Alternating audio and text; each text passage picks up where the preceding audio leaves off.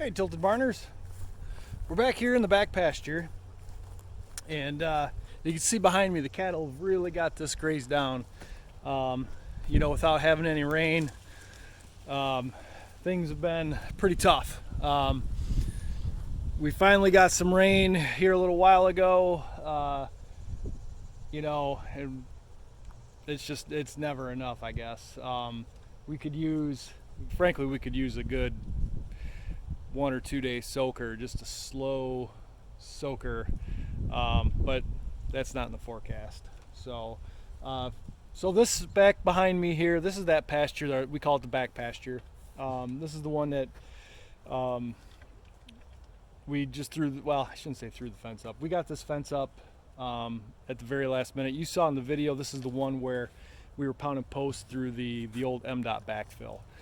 So but this is it. So what we've got here is a lot of just volunteer grasses. I think in previous videos I had mentioned, it seems to be a lot of fescue, not a lot of like orchard grass, not a lot of Timothy or anything like that. So just a lot of plain Jane grasses, I guess you could say. So what I'm thinking about doing here is I'm going to try something a little different. What we do is, I guess, to explain, if you don't understand how we graze cattle here, I'll just give you a quick update. Basically, we have 6 lines of high tensile wire going all the way around it. That's our perimeter. So right here, 6 strands, high tensile, electrified, all the way around. And then we subdivide this again using the step-in post and 1 strand of poly wire. So my plan is I've got some alfalfa seed left over from when we were at the old farm. And what I'm thinking I'm going to do is, the grass isn't very tall here, and so I'm thinking I'm going to let the cattle graze this one more time. But before I let them out into each section, darn flies, before I let them out into each section, what I'm going to do is I'm going to go through with the broadcast spreader, just that little hand spreader you saw in a previous video. I'm going to spread some alfalfa seed in here, and then as the cows go through and graze, my hope is that their hooves will kind of punch that seed down into the ground. So we do have a little bit of moisture in the ground here. My hope is that we continue to do this. And then every time I move the cattle, I'll broadcast right ahead of them, and then I'll just keep going step by step by step by step across this property. And then hopefully by springtime, once this stuff goes through the fall and through the winter and spring, that alfalfa catches.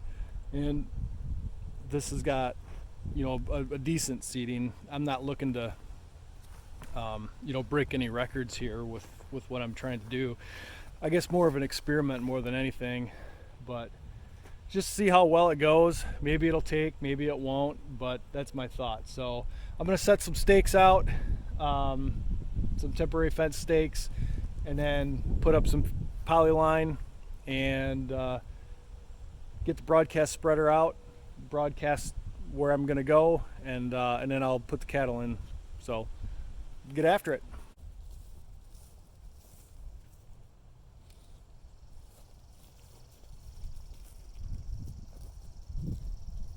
So I got to thinking, we get out here, I'll show you what this pasture's kind of looking like.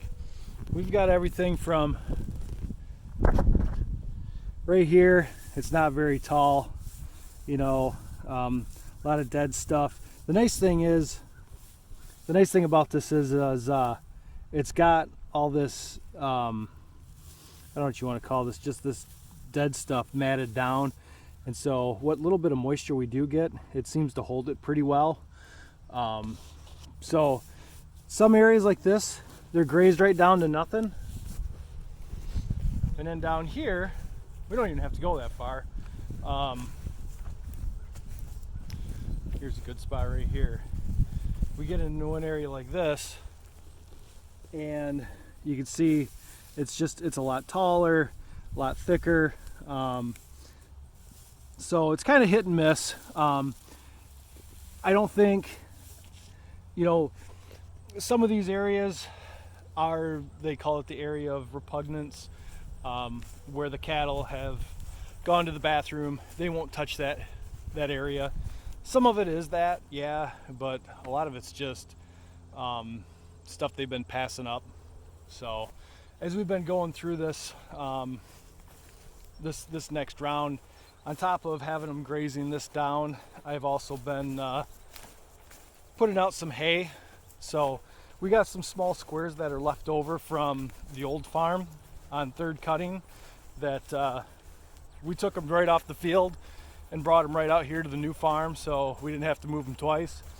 So I got a trailer load full of hay that we've had under a tarp all year, and so I'm going to start flaking out small squares out here to help supplement them as well. So kind of bump up that that protein a little bit with these grasses. And I understand, you know, it isn't optimal to be grazing it down this low, but it is what it is. Until we can get all of our pastures up and running 100%, this is kind of how we have to do it. So, but yeah, so that's pretty much it. That's how we've been handling all this. That's how things look here in the back. So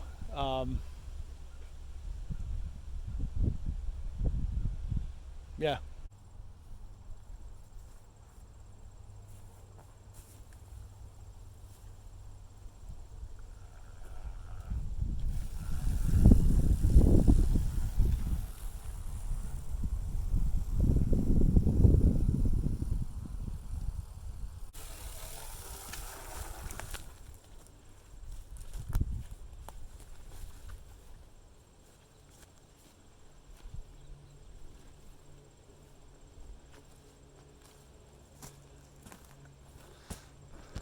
All right. Well, so that's the first round. So every time that I move this fence back and the cattle move forward to a new area, we'll continue to work on putting a little more alfalfa seed out. So that's the plan. Now I'll grab one of the hay bales and flake that out.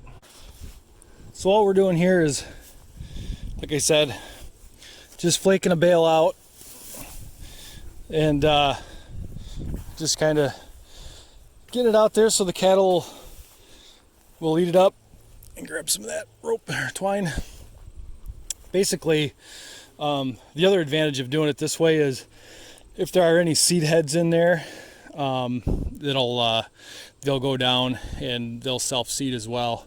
We found that in the past, at the old farm, wherever we set round bales out the year before, the following year, like you could see a circle or a ring in the ground where all the grasses were coming up through from all the seeds that came off when the bale was put in there. So that's the plan. You can see here, where did I see it? Right here. So here you can see we got the seeds here. So they're all sitting on top. So the plan is once the cattle come through, they'll punch it all down and get those seeds punched into the ground, so that they'll take. So that's the plan. Let's hope it works.